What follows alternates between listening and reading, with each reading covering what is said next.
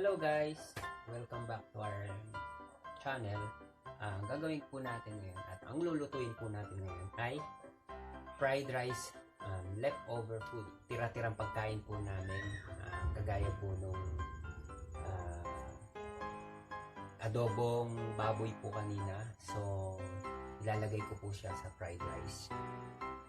Tapos yung mga hot dogs na natira po nung kagabi, inulam po ng mga bata. So, gagawin ko rin po yan na ilalagay ko rin po yan sa kanin or sa fried rice. Yan guys, pati itlog. Pwede. So guys, paano?